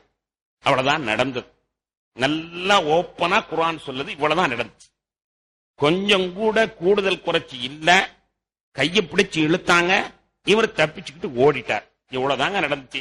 இதை யாராவது விபச்சாரம் சொல்லுவாங்களா? ஃபஸ்தபக்கல் பாப வகத்தத் கமீஸஹு குத்த மின் துப்ரின். ஓடுகிறார்கள். பின்னாலே இவங்க பிடிச்சு இழுக்கிறாங்க. இழுத்ததுல சட்டையினுடைய பின்பக்கமும் கிழிஞ்சு போச்சு. ஆக சட்டையினுடைய பின்பக்கம் கிழிஞ்சாலும் நான் கிழிய மாட்டேன்னு யூசுப் அலைஹிஸ்ஸலாம் தப்பிச்சு ஓடிட்டார். நடந்தது இவ்வளவுதான். ஓப்பனாவே குர்ஆன்ல சொல்றான். இத போய் விபச்சாரம் என்று நாம சொல்லலாமா? அப்படி பார்த்தா நம்மள 100 பேரும் விபச்சாரியாத்தான் இருக்கும். அல்லாஹ் பார்த்தா. ஏன்னா நம்ம எந்த பெண்ணோட்ட உரசாம இருக்கிறோம், எந்த பஸ்ல என்ன இல்லாம நம்ம செஞ்சிருக்கிறோம். ஒவ்வொருத்தருடைய வாழ்க்கை, சுய வாழ்க்கை நீங்கள் எண்ணி பாருங்கள், என்ன இல்லாம செஞ்சிருக்கோம். அப்ப தொட்டதெல்லாம் ஆசைப்பட்டதெல்லாம் விபச்சாரம் என்று சொன்னா நம்ம எல்லாருமே விபச்சாரமா தரும். நடந்தது இவ்வளவுதான் நடந்தது. ஆனால் வாய் குஸ்தாமல் விபச்சாரம் என்று சொல்லி அவர் வேற போய் ஏன் நிக்காஹ்ல குத்வா ஓதுறீங்க, யூசுப் துலைஹா போன்று வாழ்கிறேன் என்று ஏன் சொல்றீங்க, ஒரு விபச்சாரம் போன்று வாழ வேண்டுமா என்பதாக நான் குசாமல் கேட்கிறார்களே. கொஞ்சம் எண்ணி பார்க்க வேண்டும். விபச்சாரம் இங்கே நடக்கவில்லை. இங்க நடந்ததெல்லாம் பிடித்து இழுத்தார்கள், ஓடினார்கள், இவ்வளவுதான். அதிலையும் கூட பின்னால ஜுலைஹா அம்மாவுடைய வரலாற்றை அல்லாஹ் சொல்லுகிற பொழுது வமா உபர்ரிஉ நஃப்ஸி இன்னன் நஃப்ஸ லஅம்மாரத்துன் பிஸ்ஸூ இல்லா மா ரஹிம ரப்பி இன்ன ரப்பி லகஃபூருர் ரஹீம். என் ரப்பிடத்துல நான் மன்னிப்பு கேட்கிறேன், நான் தப்பு பண்ணிட்டேன், ரப்பு என்னை மன்னிக்கணும். மனசு அந்த நேரத்தில் என்னை அப்படியெல்லாம் சொல்லிவிட்டது, மனது தீயதை ஏவக்கூடியதானே என்று அவர்கள் அல்லாஹ்ட்ட மன்னிப்பு கேட்டான். அல்லாஹ் மன்னிப்பு கொடுத்ததாக குர்ஆனிலே சொல்லிட்டான். அல்லாஹ் மன்னிச்சது பிறகு யார் பாவ மன்னிப்பு கேட்டார்களோ கமல்லாத அன்புல பாவம் இல்லாதவர்களை கொண்டு இருந்த ஒரு கையை பிடிச்சு எழுத்த குற்றத்தையும் கூட அல்லாஹ் மன்னிச்சதாக சொல்றான். அவ்வளவு நடந்ததற்கு பிறகு அதை ஒரு விபச்சாரம் என்று சொல்லி யூசுப் ஜுலைஹா என்று அல்லாஹும்ம அல்லிஃப் பைனஹுமா கமா அல்லஃப்த பைன யூசுப் வ ஜுலைஹா என்று சொன்னால் அது ஒரு பாவம் என்று நினைப்பது எப்படி நியாயம் என்பதை எண்ணி பார்க்க வேண்டும். எல்லாருக்கும் தெரியும், இலக்கியம் தெரியும். சிங்கத்தை போன்று என்று ஒருவனை நாம் சொன்னோமே ஆனால் என்ன பொருள்? வீரம், அவ்வளவுதான். அதுக்காண்டி சிங்கத்தை போன்னு சொன்னதுன்னா 4 கால் இருக்கும், நடுவுல வால் இருக்கும் சொல்றது. எதிலே ஒப்பிடுகிறோமோ அதோட நின்று கொள்ள வேண்டியதுதான். யூசுப் ஜுலைஹா பின்காலத்திலே மகிழ்ச்சியாக வாழ்ந்திருக்கிறார்கள். எனவே அதை போன்று வாழுங்கள், அதோடு நிப்பாட்டிக் கொள்கிறோம். அவங்களுடைய ஆரம்ப காலத்தினுடைய தவறுகளை எல்லாம் சித்தரித்து அதனால் அதை சொல்வது பெரிய பாவம் என்று கருதி நம்முடைய இளைஞர்கள் அதை அதிலிருந்து விடுபட்டு விட்டால் பெரிய பாக்கியம் என்று கருதுகிறார்கள். அந்த துவாவில் இருந்து அல்லாஹ் தஆலா நேர்வழிக்கு எல்லோருக்கும் நல்வுதவி செய்தல் புரிவானாக. இங்கே யூசுப் அலைஹிஸ்ஸலாத்து வஸ்ஸலாம் அவர்கள் பிடித்து இழுத்தவுடன் தலைதறிக்க வெளியிலே ஓடிவிட்டார்கள். வெளியிலே ஓடிய பிறகு சட்டையை பிடித்து இழுத்தார்கள். வாசலிலே கரெக்டாக ஜுலைஹா அம்மாவுடைய மாப்பிள வந்தார். ஜுலைஹா அம்மாவுடைய மாப்பிள வாசல நிக்கிறாரு. இப்படி இவர்கள் முன்னால போக பின்னால விரட்ட சட்டகளியே வந்து நிக்குது. இந்த உடனேயே பெண்களை பற்றி அல்லாஹ் சொல்றான், சரியான கோக்குமாக்கு உடனே பல்ட்டின்னு இந்த மாதிரி என்னைய பிடிச்சி இவன் கெடுக்க வந்துட்டான், இவனை விட்டு வைக்கலாமா? என்னை பிடிச்சி இவன் கெடுக்க வந்துட்டான், இவனை விட்டு வைக்கலாமா? இவனை கொண்டு சிறையில் அடைங்க என்பதாக தன்னுடைய கணவனாரிடத்தில் அப்படி தலைகளாக பேசுகிறார். தலைவர் கூப்பிட்டார், அரசர் மந்திரி கூப்பிட்டார், உணவு மந்திரி. அவர், யூசுஃபே, நீ உன்னை நல்ல பிள்ளைன்னு நினைச்சேன், உன்னை நான் மவானதானே நினைச்சிருக்கிறேன், உன்னை நான் மவானதானே நினைச்சிருக்கிறேன். நான் மவன் என்ற நடவடிக்கைக்கு ஏதாவது மாற்றம் செய்திருப்பேனா? எவ்வளவு அற்புதமா உன்னை நான் வளர்க்கிறேன் மவனை நினைச்சு, நீ இப்படிலாம் பண்ணலாமா? அப்ப சொல்றாங்க, நான் அப்படிலாம் பண்ணல, நான் அப்படிலாம் பண்ணல என்பதாக அவர்கள் சொல்கிறார்கள். ஆக அம்மா சொல்வது ஒரு வாதம், இவர்கள் சொல்வது ஒரு வாதம். என்ன செய்வது என்று முழித்துக் கொண்டிருக்கிற பொழுது அல்லாஹ் ஒரு குழந்தையை பேச வைக்கிறான். தொட்டில் இருந்த குழந்தை பேசுது. அந்த குழந்தை பேசுது, சட்டையை பாருங்க, முன்னால கிழிஞ்சிருக்கிறா, பின்னால கிழிஞ்சிருக்காண்டு. சட்டை முன்னால கிழிஞ்சிருந்தா யூசுப் தப்பு பண்ணார், சட்டை பின்னால கிழிஞ்சிருந்தா ஜுலைஹா தான் தப்பு பண்ண என்பதாக அந்த குழந்தை பேசுகிறது. பின்னொரு காலத்துல வரலாற்றை நம்ம பார்க்கிறோம். பின்னொரு காலத்துல யூசுப் அலைஹிஸ்ஸலாம் அவர்கள் உணவு மந்திரியாக ஆன காலத்துல அல்லாஹ்ட்ட கேட்கிறாங்க, யா அல்லாஹ் எனக்கு ஒரு மந்திரியை கொடு, நல்ல மந்திரியை கொடு என்று அவர்கள் கேட்கிறார்கள். அப்ப அல்லாஹ் தஆலா ஒரு ஆளை கூப்பிட்டு இவரை மந்திரியா வச்சுக்கணும், அல்லாஹ்வா தேர்ந்தெடுத்து கொடுக்கிறான். யா அல்லாஹ், இவரை பார்த்தா ஒரு படிச்ச ஆளாம் தெரியல, ஒரு பெரிய மனுஷனாம் தெரியல, இவரை போய் எனக்கு மந்திரியா கொடுக்கிறிய என்பதாக யூசுப் அலைஹிஸ்ஸலாம் அல்லாஹ்விடத்தில் கேட்கிறார்கள். இப்ப அல்லாஹ் சொல்றான், யாரு தெரியுமா இந்த ஆளு? படிக்கல, சாதாரண கிராமவாசி தான். ஆனா இவர் யாரு தெரியுமா? குழந்தையா இருந்து உன்னை காப்பாத்தினாள். இவர் தான் வாய் திறந்து சொன்னார், சட்டை முன்பக்கம் பாருங்கள் பின்பக்கம் பாருங்கள் என்று சொல்லி, பின்பக்கம் கிழிந்ததினால் நீர் உத்தமர் என்று நிரூபித்தவர் இவர். இவரை விட உனக்கு ஒரு சிறந்த மந்திரி உண்டா என்று அல்லாஹ் கூறினான் என்று வரலாறு சொல்கிறது. ஆக அந்த குழந்தை பேசுகிறது. பேசிய உடனே யூசுப் அலைஹிஸ்ஸலாத்து வஸ்ஸலாம் அவர்கள் நியாயமானவர்கள் என்பதை அந்த மந்திரி புரிந்து கொண்டார். இருந்தாலும் மனைவி ஒன்னும் சொல்ல முடியாது அல்லவா என்பதற்காக வேண்டி மனைவியை கூப்பிட்டு, நீ இந்த மாதிரிலாம் நடந்துக்கிறாத, அல்லாஹ்ட்ட மன்னிப்பு கேள் என்பதாக சொல்லிவிட்டு, காதும் காதும் வச்ச மாதிரி இருக்கட்டும், இந்த செய்தி வெளியில பேசக்கூடாது என்பதாக சொல்லிவிட்டு அவர் பிரிஞ்சிட்டார். ஆனா எப்படியோ செய்தி வெளியாய், இந்த கிசுகிசுக்கள் எப்படித்தான் வெளியாகுமோ தெரியாது, அது எப்படியோ வெளியாய். வெளியான உடனேயே பூரா நாகரம் பூராமே அது நார ஆரம்பிச்சு. என்ன சொல்ல ஆரம்பிச்சிட்டாங்கன்னா, அந்த அரசி இவளுக்கு இப்படி வேணுமா, தாம் பிள்ளையவே இப்படித்தான் பேச ஆரம்பிச்சாங்க. தாம் பிள்ளையவே இப்படி பண்ணிட்டாளே என்று எல்லாம் பேச ஆரம்பிச்சாங்க. இது அம்மாவுக்கு செய்தியில கால் விழுந்துச்சு. உடனே தன் மீதல்லவா எல்லாரும் குறை சொல்றாங்க என்று சொல்லி அந்த ஊரில் உள்ள பெரிய மனிதர்களுக்கெல்லாம் விருந்து வைத்தார். பெரிய பெண்களுக்கெல்லாம் விருந்து வச்சு, வாங்க எங்க வீட்டுல ஒரு விருந்து, ஒரு பெரிய விருந்து ஒன்று வைக்கப்பட்டிருக்கிறது. அதிலே பழத்தை கொடுத்து கத்தியும் கொடுத்து, நான் அறுக்க சொல்லும் பொழுது நீங்கள் அறுத்து சாப்பிட வேண்டும், நான் அறுக்க சொல்லும் பொழுது நான் அறுத்து சாப்பிட வேண்டும் என்பதாக சொல்கிறார்கள். சொல்லி எல்லோரும் தயாரா இருக்கும்போது யூசுப் அலைஹிஸ்ஸலாத்தை இந்த பக்கத்திலிருந்து அந்த பக்கம் போப்பான்னு சொல்றாங்க. யூசுப் அலைஹிஸ்ஸலாம் அங்க வந்துட்டு இங்க போன உடனே அப்படி எல்லாம் அப்படி மெய் மறந்துட்டாங்க. எல்லாம் அறுத்து சாப்பிடுங்க, எல்லாம் அறுத்தாங்க. ஒவ்வொருத்தர் தட்டிலையும் ரத்தம். வரலாற்று எல்லாம் சொல்கிறான், மாம்பழம் அறுத்தா ரத்தம் எங்க வரும், ஆனா எல்லாருடைய தட்டிலையும் மாம்பழம் அறுத்தாங்க, ரத்தம் தான் கிடந்துச்சு. ஏன்னா ஒருத்தர் கூட அங்க வித்தியாசப்படல. அதுல பத்தினித்தனமானவர்கள் இருப்பார்கள், ரொம்ப பத்தினித்தனமான இருப்பார்கள், அழகுக்கு மயங்காதவர்கள் இருப்பார்கள், எவ்வளவோ வீரம் மிக்க பெண்களை, எல்லாம் அங்க முடிஞ்சு. எல்லார் வாயிலிருந்து என்ன வந்து தெரியுமா, இன்ஹாதா இல்லா மலக்குன் கரீம், இவர் மலக்கு தான், மனுஷன் அல்ல. அவ்வளவு ஒரு பெரிய பேரர். எல்லாம் கைய அறுத்த உடனேயே ஜுலேஹா அம்மா துணிச்சலா சொல்றாங்க, நான் இவரை கெடுத்தந்தான், ஆனா ராபத்து அந்நப்சி, நான் கெடுத்தந்தான். என்னை பற்றி நீங்க பிசாதா பேசுறீங்க. ஒரு நிமிஷமே அம்மாமார்களை தாங்க முடியலையே, 24 மணி நேரம் நாம் கூட இருந்தா எப்படி இருக்கும்? ஒரு நிமிடம் உங்களால் தாங்க முடியவில்லை. அல்லாஹ் நமக்கெல்லாம் நபிமார்களை பார்க்கிற பாக்கியம் தரல. அந்த நபிமார்களுடைய முகத்தை பார்த்தா அல்ஹம்துலில்லாஹ், ஒரு தடவை பார்த்தா வாழ்க்கையை முடித்துக் கொள்ளலாம். அப்படிப்பட்ட பேரழகு நபிமார். அந்த பெண்களுக்கு அது கிடைத்திருக்கிறது, நபிமாரை பார்க்கின்ற பாக்கியம். சொல்லுகிறார், இன்னி ராவத்து நஃப்சி, நான் தப்பு பண்ணனா, நிச்சயமா பண்ணேன். சொல்லிட்டு சொல்றாங்க, இப்பவும் சொல்றேன், லஇல்லம் யஃஅல் மா ஆமுருஹு லயிஸ்ஜரன்ன, நான் சொன்னபடி இவர் நடக்கலனா சிறையில் அடைக்கப்படுவார். வலயகூனம் மினஸ் சாகிரின், இழிவான வேதனை கிடைக்கும். சும்மா விட்டுட்டு தர மாட்டேன், தைரியமா சொல்றாங்க. ஏன்னா மக்கள் எல்லாம் பெண்கள் எல்லாம் தனக்கு சாட்சியான உடனேயே அந்த அம்மா துணிச்சலா சொல்றாங்க, நான் கெடுக்க முனைந்தேன் தான், இப்பவும் சொல்றேன், திரும்ப அவளை கெடுப்பேன், அவர் என் பேச்சுக்கு இணங்கலன்னா சிறையில் அடைப்பேன் என்று சொல்கிறார். யூசுப் அலைஹிஸ்ஸலாத்துக்கு ஒன்னும் வழி தெரியல.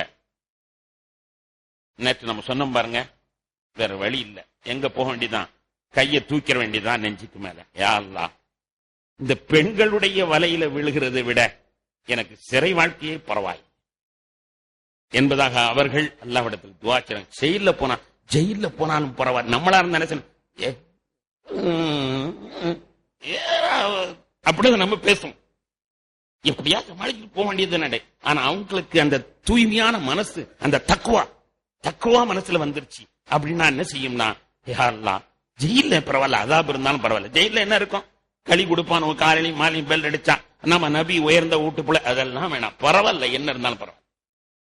ரப்பி அஹப்பு அஸ்திஜ்னு அஹப்ப இலைய மிம்மா யதுனினி இலைஹி, இவர்கள் வேண்டாம், இவர்கள் அழைக்கக்கூடியதை விட எனக்கு சிறை வாழ்க்கை தான் பெரிது என்று அவர்கள் கேட்டோன்னு அல்லாஹ் துஆ கபூல் ஆக்கிட்டான். இந்த அம்மா இப்படி பேசினாங்கன்னு செய்தி தெரிஞ்சுன்னா மாப்பிள்ள வந்தாரு, ஆகா இனிமே கதை கந்தலா போகும். சவால் விட்டுட்டா, நான் கெடுப்பேன் தான், எனக்கு இணங்கலன்னா நான் அவரை சிறையில் அடைப்பேன்னு சவால் விட்டா மனைவி. இனிமே வச்சா சரி வராதுன்னு அவரே முடிவு பண்ணி சிறை அடைக்கிறார். சிறையில் கொண்டு அடைக்கப்பட்டு விட்டார்.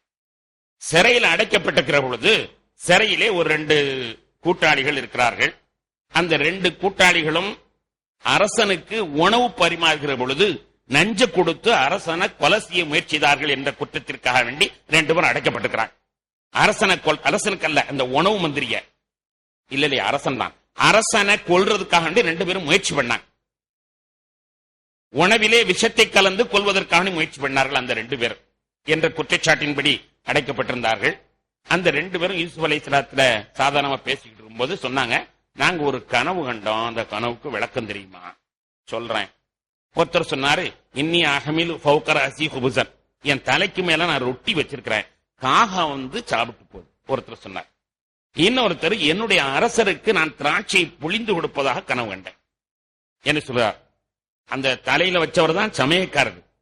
இவரு திராட்சை பிழிந்து சாப்பாட்டை கொண்டு வந்து கொடுக்கிறாள். ரெண்டு பேரும் கனவு சொன்ன உடனே யூசுப் அலைஹிஸ்ஸலாம் விளக்கம் சொல்றாங்க, யாரு தலையில ரொட்டி வச்சு காக்கா தூக்கிட்டு போவோமோ அவர் கொலை செய்யப்படுவார், அவரை சிலுவையில இறைப்படும், அவருடைய இறைச்சியை ரோட்டிலே காக்காக்கள் எல்லாம் வந்து திண்டு போகும். இதுதான் அதனுடைய சட்டம், தீர்ப்பு என்று சொல்கிறார். அதை எடுத்து இவரிடத்தில் சொல்றாரு, நீ சாப்பாட்டு மீண்டும் அரசனுக்கு சாப்பாடு கொண்டு கொடுக்கிற பணிக்கு அமர்த்தப்படுவாய், உன்னை மன்னிக்கப்படும், ஏன்னா நீ குற்றவாளி அல்ல என்று உனக்கு மன்னிப்பு வழங்கப்படும், அவருக்கு கொலை குற்றம் சாட்டப்பட்டு நிரூபிக்கப்பட்டு குத்தப்படும் என்பதாக அவர்கள் சொல்லிவிடுகிறார். சொன்னதற்கு பிறகு யூசுப் அலைஹிஸ்ஸலாம் அவர்கள் ஒரு சின்ன வேலை பண்றாங்க. என்ன பண்றாங்கன்னா, அந்த ஆள்கிட்ட சொன்னாங்க, எப்பா நீ தப்பிச்சிருவ, தப்பிச்சிட்டினா உன் அரசன்ட்டு போய் என்னை பத்தி கொஞ்சம் சொல்லு, நான் ஒரு பாவம் செய்யலப்பா, ஜெயில கிடக்கிறேன், அன்னைக்கு என்னை பிடிச்சி கிணத்துல போட்டானோ என்னோட அண்ணன் தம்பி மாறலாம், கடைசியில சும்மா இருக்க மாட்டாமா அடிமைன்னு சொல்லி வித்துட்டு போயிட்டாங்க. கடைசியில அடிமன் வித்ததுனால நான் இந்த ஒரு கதைக்கு ஆனா இப்ப என்ன சிறையில் அடைச்சிருக்கிறாங்க, ஒரு குற்றமும் நாம் செய்யல, அதனால நீங்க உன்னுடைய முதலாளிட்ட கொஞ்சம் சொல்லு என்று சொன்னார். அதை அல்லாஹ் குர்ஆன்ல சொல்றான், முதலாளிட்ட சொல்லுன்னு சொன்னாரே, என் ரப்பிடத்துல சொல்றேன்னு நான் அவர் சொல்லலையே, ரப்பிடத்துல சொல்றேன்னு சொல்லலையே என்று அல்லாஹ் கோபித்துக் கொண்டானாம். அதை வரலாற்றிலே தொடர்ந்து ஆயத்திலே சொல்லுவான். அதனால இன்னும் ஒரு 9 வருஷம் அவருக்கு ஆயுள் நீடித்தது. இன்னும் ஒரு 9 வருஷம் அதற்கு பிறகு சிறையில் வாழ்ந்தார். அந்த 9 வருஷம் சிறை நீடிப்புக்கு அல்லாஹ் சொல்ற காரணம் என்ன?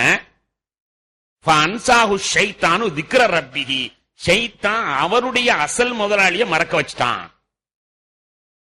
என்ன இருந்தாலும் இந்த ரப்பிடத்துல கையந்தனும், நபிதான் அவர்கள் நல்ல இடத்துலதான் உள்ளவங்க, ஆனா அந்த வார்த்தையை சொல்லாம இவன்கிட்ட போய் நீ உன் முதலாளியை நினைவு கூறு என்று சொல்லிட்டார் அல்லவா, இன்னும் கட 9 வருஷத்துக்கு அல்லாஹ் அவர்களுக்கு திட்டான். அவர்கள் ஜெயிலேயே வாழ்ந்து கொண்டிருக்கிறார். இப்படி இருக்கக்கூடிய நேரத்தில் இந்த வேலைக்காரன் அவன் விடுதலை அடைந்து கனவின் விளக்க பிரகாரம் விடுதலை அடைந்து சென்றான். விடுதலை அடைந்து சென்று அந்த பழைய பணியிலேயே அவனை நியமிக்கப்பட்டது. தான் தப்பு செய்திருந்தாலும் குற்றத்தை ஒத்துக்கொண்டான். அதனால திரும்பவும் அவனுக்கு உணவு கொடுக்கக்கூடிய பணியை கொடுக்கப்படுகிறது. அந்த உணவு கொடுத்துக்கிட்டு இருக்கும் பொழுது அரசர் ஒரு நாள் ஒரு செய்தி சொல்கிறார். கண்ணியத்திற்குரிய பெருமக்களே, அரசர் ஒரு கனவு காணுகிறார். ஒரு 7 கதிர்கள், ஒரு 7 காஞ்ச கதிர்கள், இப்படி ஒரு கனவு. இவ்வளவுதான் கனவு முடிஞ்சு. 7 பச்சை கதிர், 7 காஞ்ச கதிர், ஒரு கனவு முடிந்தது. இன்னொரு கனவு, ஒரு கொளுத்த மாடு, ஒரு மெல்லிய மாடு அதை முட்டி முட்டி தள்ளு. இவ்வளவுதான் கனவு. கனவு கண்ட உடனேயே ராஜ பிரதானிகள் எல்லாம் அழைக்கிறார். மந்திரி சபை அவசரமா கூட்டுறார். எல்லாத்தையும் கூப்பிட்டு வச்சுட்டார். இப்ப ஒரு கனவு கண்டேன், இதுக்கு என்ன விளக்கம் என்று கேட்கிறார். அப்ப எல்லாரும் சொன்னாங்க, காலு அலுகாசு அஹ்லாம், இது பகல் கனவு, இதுக்கெல்லாம் விளக்கம் தேடிக்கிட்டு அலையாத அப்படின்னு சொல்லிட்டாங்க. இது அல்லாஹ் குர்ஆன்ல சொல்றான். எப்பா உலகத்துல கல்வி கல்வின்னு எத்தனையோ சொல்றீங்க, நாமளும் இப்ப பாக்கிறோம் எவ்வளவு கல்வி. கல்வினா சும்மா கண்டதுக்கெல்லாம் கல்வி. நடிப்புக்கு அது ஒரு தனியார யூனிவர்சிட்டி, சமைக்கலுக்கு அதுக்கு பல யூனிவர்சிட்டிகள், தையல் கலை அது ஒரு தனி, மாடலிங் எப்படி நகை வடிவமைப்பது அது ஒரு கல்வி, எக்கச்சக்கமான கல்வி. ஆனா எக்கச்சக்கமான கல்வியை நாம் கல்வியாளர்களாக கொள்றோமே, இது கல்வியா இல்லையா? அல்லாஹ் எங்க விளக்குங்க, எது கல்வி? கொஞ்சம் யோசித்து பார்க்க வேண்டும், எது கல்வி? கண்ணியத்திற்குரியவர்களே, அல்லாஹ் இங்க கேட்கிறான். அல்லாஹ் கொடுத்த ஒரு கனவு, இந்த கனவு பூரா பகல் கனவுன்னு எல்லாரும் சொல்லிட்டாங்க. பகல் கனவுன்னு சொல்லிட்டாங்க. அதனால ஆனாலும் அந்த அரசனுக்கு அதுக்கு நம்பிக்கை வரல. பகல் கனவா அவனுக்கு எடுத்துக்கிற முடியல. நமக்கு வரலாறு நமக்கு சொல்லி காட்டும். நாம் எல்லாருமே கனவு காணக்கூடியவர்கள் தான். நம்முடைய முன்னாள் ஜனாதிபதி கனவு காணுங்கள் என்பதாக வேற சொல்லுவார்.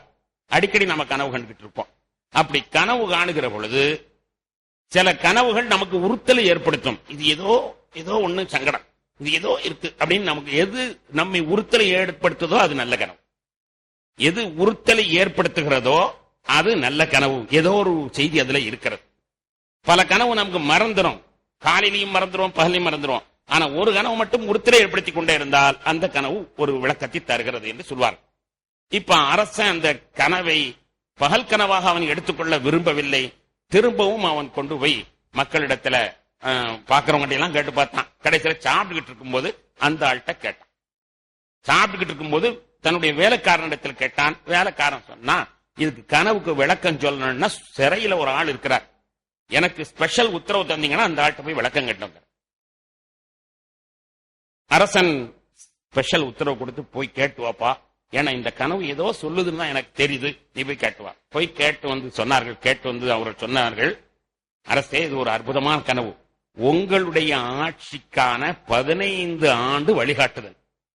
உங்களுடைய ஆட்சிக்கான 15 ஆண்டுகள் வழிகாட்டுதல்.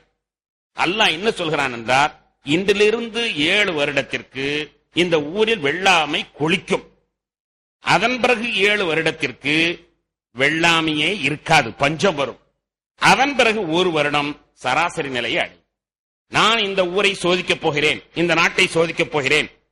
7 ஆண்டுகளுக்கு நல்ல விளைச்சலை தருவேன். அதன் பிறகு 7 ஆண்டுகளுக்கு கடுமையான பஞ்சத்தை தருவேன். அதன் பிறகு சாதாரண நிலை ஆக்குவேன் என்று அல்லாஹ் கனவின் மூலமாக சொல்லிக் கொடுத்திருக்கிறான். இத தெரியாம பகல் கனவுன்னு சொன்னாங்க. அல்லாஹ் கேட்கிறான், பகல் கனவுன்னு சொன்னவன் அறிஞனா? பகல் கனவு என்று சொன்னவர்கள் அறிஞர்களா, அல்லது அதனுடைய உண்மையான விளக்கத்தை சொன்னவர் அறிஞர்? எது அறிவு? இன்று நாம பார்க்கிறோம், மிகப்பெரிய கல்வியில உச்சஸ்தாயில் இருக்கிறோம். இந்த கல்வினால என்ன விளைவு? டெக்னாலஜியினுடைய கல்வினால என்ன விளைவு? அன்பான பெருமக்களே, என்ன விளைவு? அணுகுண்ட கண்டுபிடிச்சான். கண்டுபிடிச்சவனே ஏண்டா அழிவு, அழிவுக்கு இது காரணமா இருக்கிறேன்னு நினைக்கிறான் இல்லையா? இன்டர்நெட்டை கண்டுபிடிச்சான். அதனால் உண்டாகிற குழப்பங்கள் சொல்லி மாளாது. கண்ணியத்திற்குரியவர்களே, இந்த கல்வியினால் என்ன விளைவு இருக்கிறது? கல்வினா என்ன தெரியுமா? கோவிச்சுக்கிறாங்க, பரீட்சைக்கு பாஸ் ஆகணும். அதுதான் மாணவருடைய எய்ம். பாடம் படிக்கிறதா சரித்திரம் படிக்கிறது முக்கியம் இல்ல. பரீட்சையில என்ன கொஸ்டின் வேணுமோ அதுக்கு பாஸ் ஆகணும். அதுதான் அவங்களுடைய இலக்கு. அது முடிஞ்ச உடனே ஒரு நல்ல வேலையை தேடணும். அதுதான் அவங்களுடைய எய்ம். இவங்களுக்கு ஆய்வு தெரியுமா? 1,00,000 பேர்ல எவனோ ஒருத்தன் கண்டுபிடிச்சிடறான். அதனால எல்லாத்துக்கும் பேர் நல்ல பேரா போகுது. இந்த படிப்பனால 1,00,000 பேர்ல ஒருத்தன் ஏதோ கண்டுபிடிக்கிறான். இதனால் இந்த சமுதாயத்தின் மனிதமத்திற்கு என்ன லாபம் இந்த கல்வினால்? கொஞ்சம் யோசிச்சு பாருங்க. மனிதமத்துக்கு என்ன லாபம்? ஒரு லாபமும் கிடையாது. ஒரு மனிதாபிமானம் வளர்ந்திருக்கிறதா இதன் மூலமாக? இல்லை. அணுக்கொன்றை கண்டுபிடித்ததனால் அழிப்பதற்குத்தான் அது உதவுகிறது. கண்ணியத்திற்குரியவர்களே, நல்ல காற்றை தர முடியுதா? காற்று பூரா நஞ்சா போச்சு.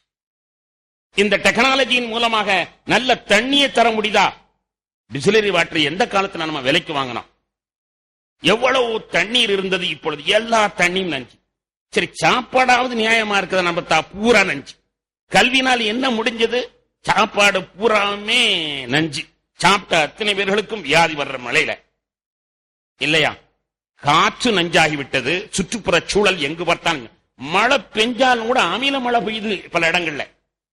அப்ப அந்த அளவுக்கு இவனால கெடுதிதான் இருக்க ஒழிய மனிதனுக்கு என்ன லாபத்தை கண்டிருக்கிறார்? இந்த கல்வி என்ன கல்வி? இது கல்வியா? எந்த வகையில லாபம்? இன்டர்நெட்டை கண்டுபிடிச்சாங்க. நான் ஏற்கனவே சொல்லியிருக்கிறேன், இன்டர்நெட்ல 2 பேர் காதலிச்சாங்க. கடைசியில 2 பேரும் ஒன்னா சேரும்போது தாயும் மகன். கண்ணும் காணும் காணாமலேயே காதல். இந்த இன்டர்நெட்னால என்ன? புனே என்ற ஊர்ல 5 பெண்கள் சேர்ந்து ஆபாசமா படம் எடுத்து, பெண்களை சேர்ந்து ஆபாசமா படம் எடுத்து இன்டர்நெட்ல விட்டாங்க. ஆக வாலிபர்களுக்கு எதை பார்க்கணுமோ அதை பார்க்கறதுக்கு எல்லாம் வசதி செய்து கொடுத்தா. இன்டர்நெட்னால என்ன கண்டுபிடிச்சாங்க? ஒரு செல்போன் ஒண்ணு கொடுத்திருக்கிறாங்க, அல்ஹம்துலில்லாஹ். அதனால வந்த லாபம் நிறைய இருக்குது. அதனால வந்த துன்பத்துக்கு அளவே கிடையாது. நேற்று கூட ஒரு நண்பர்கிட்ட பேசிக்கிட்டு சொன்னாரு, அதிகமான ஆக்சிடென்ட்கள் ஆண்களை விட பெண்கள் அதிகமாக இருக்கிறார்கள். எப்ப ஆக்சிடென்ட் சொன்னா போன் பேசிக்கிட்டு போகும்போதுதான் ஆக்சிடென்ட். அப்ப பெண்கள் பூராமே பட்டதாரிகள். ஆக்சிடென்ட் ஆன சென்ற சமீபத்தில் நடந்த ஆய்விலே அதிகமான அளவிற்கு ஆக்சிடென்ட் ஆனது பெண்கள். அந்த பெண்களும் செல்போன் பேசிக்கொண்டே போய் ஆக்சிடென்ட் ஆனாங்க, பூரா பட்டதாரிகள். அப்ப பெண்கள் அப்படி லயிச்சிடறாங்க. நம்ம ஆள் இருக்கிறானே, ஸ்கூட்டர்ல போய்கிட்டே இருக்கும்போது பேசுவான், ஆனா கரெக்டா ஓட்டுவான். காரில் போகும்போது பேசுவான், ஓட்டுருவான். ஆம்பளை ஒரு உணர்ச்சி வசப்பட மாட்டான், லயிச்சிட மாட்டான். இந்த பொம்பளை அதிலே லயிச்சிருது. பொம்பளை அதுல லயிச்சு என்ன ஆகுதுன்னா, அதை சொல்லவே வேணாம். காதல் வாகனம் என்று சொன்னால் அந்த செல்போன் தான். இன்று உலகம் கெட்டு குட்டிச்சு வர போனதுக்கு காரணம் காதல் வாகனம். தீவிரவாதிக்கு ஒரு சிறப்பான ஆயுதம் எது? காதல். இந்த செல்போன் தான். கரெக்டா அவன் பிளான் பண்றான், போனை வச்சுட்டு எல்லாத்தையும் மாளிக்கிறான். முன்காலத்தில் அப்படிலாம் செய்ய முடியாது. பிளான் பண்ண முடியாது. இந்தியாவுடைய சுதந்திர போராட்டத்துல எல்லாரும் சேர்ந்து போராட்டம் நடத்தணும் போது அவங்க அதுக்கு எவ்வளவு பிளான் பண்ணாங்க, என்னவெல்லாம் செஞ்சாங்க யோசிச்சு பார்த்தா தெரியும். இங்க ஒண்ணும் இல்ல, ஒரு செல்போன் சிம் கார்டு மட்டும் இருந்தா போதும், எதை எங்கெங்கே எந்த ஆக அழிவுக்குத்தான் இது பயன்படுகிறது. சமீபத்தில் ஒரு செய்தி, ஒரு அம்மா இவளை நான் தலா கூட போறேன்னு சொல்லி புருஷன் சொல்றான். என் காதுக்கு வந்த செய்தி, இவளை தலா கூட போறேன்னு சொல்லி புருஷன் சொல்றான். ஏன் அப்படின்னு கேட்டா, இவன் கூடிய செல்போன் பேசுறா. பெண்களுக்கு அல்லாஹ் அன்பான பெருமக்களை நீங்க எப்படி தடுக்கப் போகிறீர்களோ தெரியவில்லை. செல்போனில் இருந்து உங்களுடைய பெண்களை நீங்கள் பாதுகாருங்கள். குறைந்தபட்சம் உங்களுடைய பிள்ளைகளையாவது பாதுகாருங்கள். அது நாளை ஏற்படக்கூடிய விளைவுகள் பொதுவான இடத்தில் நாம் சொல்லி மாளாது. தலா கூட போறேன்னு வந்திருக்கிறான். ஏன்னு சொன்னா இவன் பேசியிருக்கான்னு சொல்லி எல்லா ரெக்கார்டும் அந்த செல்போன் ஆபீஸ்ல இருந்து எல்லா ரெக்கார்டையும் கொண்டு வந்தாச்சு. இன்னும் நேரத்தில் பேசியிருக்கிறா, இவ்வளவு நேரம் பேசினா, இவ்வளவு நேரத்தில் பூரா. அந்த பொம்பளை கூப்பிட்டு கேட்டா, ஏம்மா இந்த மாதிரி பண்ண? இல்லங்க, நான் அவரை பார்க்க கூட இல்ல. யார்கிட்ட நான் பேசுறேனோ அவரை நான் பார்க்க கூட இல்ல. ஆனா என் மாப்பிள்ளை எப்ப பார்த்தாலும் படி ஒண்ணும் தெரியாது, திருட்டு போயிட, முட்டா போயிட, கிராமத்து உன்னை கூட இப்படியே சொல்லி உட்கார்ந்துருப்பான். ஆனா இந்த ஆளு என்னை நைஸா பேசுறான், என்னை கூலா பேசுறான். நான் எங்க மாப்பிள்ளை திட்டிட்டு போன கொஞ்ச நேரம் இவர்கிட்ட கூலா பேசட்டுமேங்கிறதுக்காக தான் பேசுறேன்னு ஒழிய நான் அவள்கிட்ட எந்த தொடர்பையும் வச்சுக்கல. சத்தியம் பண்றான். நான் அவன்கிட்ட எந்த பேச்சுமே வைக்கல. அவனை பார்க்கவும் இல்லை, யாருன்னு தெரியாது. ஆனா போன் பேசணும்னா என்னை கூலா பேசுவான். இந்த கூலா பேசுறதுக்காக வேண்டியே நான் அந்த மாதிரி பேசினேன். எத்தனை பெண்கள் ஏமாந்திருக்கிறார்கள் தெரியுமா? எத்தனை செய்தி வெளியில வந்திருக்குது, எத்தனை செய்தி வெளியில வரல இந்த செல்போனின் மூலமாக. அது சொன்னால் ஒரு பெரிய கதை. நாங்க எதற்கு சொல்கிறேன் என்னால், என்ன கல்வி மனிதனுக்கு ஏதாவது லாபம் இருக்கிறதா? மனிதபத்திற்கு லாபம் இருக்க, சுற்றுப்புற சூழலை அசிங்கப்படுத்தி உணவை மருந்தாக்கி, மருந்து கூட கலப்படம், அதனால் பல விளைவு மனிதனை கொண்டு போய் ஆபத்தில் தான் சிக்க வைக்கிறது தவிர மனிதமத்திற்கு 1% லாபத்தை தருகிறதா என்றால் அழிக்கவும், குண்டு போடவும், மோதவும், இதுதான் இந்த டெக்னாலஜியினுடைய கடைசி விளைவு. அன்பான பெருமக்களை, அல்லாஹ் சொல்லுவான், இல்லை கல்வி என்றால் எது கல்வி தெரியுமா? நான் சொல்லி கொடுக்கிறேன். ஒரு ஹிந்து, அவன் முஸ்லிம் அல்ல, அந்த மன்னர் ஒரு முஸ்லிம் அல்ல, தக்குவாதாரி அல்ல. என்னுடைய அபிப்பிராயத்திலே எல்லாருமே என்னுடைய அடியார். 2 பேர் ஜெயில இருக்கிறவனுக்கு கனவை காட்டி இப்படி பண்ணலாம் நடக்க போதுதான் நான் சொல்றேன். எனக்கு எல்லாருமே மனிதர்கள், என்னுடைய படைப்புகள். எனவே அவங்களுக்கு தேவையான செய்திகள் நான் சொல்றேன். அந்த தேவையான செய்திகளை புரிய முடியலையே. என்னடா கல்வி, அதாவது எல்லாம் சொல்றானா?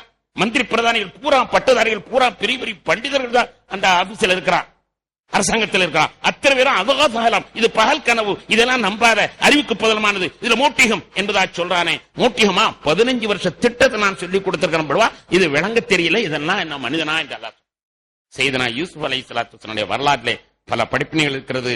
நேரம் சென்று கொண்டே இருக்கிறது. இன்ஷா அல்லாஹ் இதனுடைய தொடரை நாளை நாம் எடுத்துக்கொள்வோம். வல்ல அல்லாஹு தஆலா கண்மணி நாயகம் ஸல்லல்லாஹு அலைஹி வஸல்லம் அவர்களும் இன்னும் பல நபிமார்களும் காட்டிய அந்த வழியின்படி நடக்கக்கூடிய பாக்கியத்தை நம் அனைவர்களுக்கும் தந்தருள் புரிவானாக. வாஹிரு தாவானா அல்ஹம்துலில்லாஹி ரப்பில் ஆலமீன். பிஸ்மில்லாஹிர் ரஹ்மானிர் ரஹீம். அல்ஹம்துலில்லாஹி ரப்பில் ஆலமீன். அல்லாஹும்ம ஸல்லி அலா சய்யிதினா மௌலானா முஹம்மதின் வ அலா ஆலி சய்யிதினா மௌலானா முஹம்மதின் வ பாரிக் வ ஸல்லிம் அலைஹி. ரப்பனா தகப்பல் மின்னா இன்னக அன்தஸ் ஸமீஉல் அலீம் வ துப் அலைனா இன்னக அன்தத் தவ்வாபுர் ரஹீம். வ ஸல்லல்லாஹு தஆலா வ ஸல்லம் அலா கைர் சய்யிதினா முஹம்மதின் வ ஆலிஹி வ ஸஹ்பிஹி அஜ்மஈன். அல்ஹம்துலில்லாஹி ரப்பில் ஆலமீன். ஸல்லல்லாஹு அலா முஹம்மத் ஸல்லல்லாஹு அலைஹி வஸல்லம்.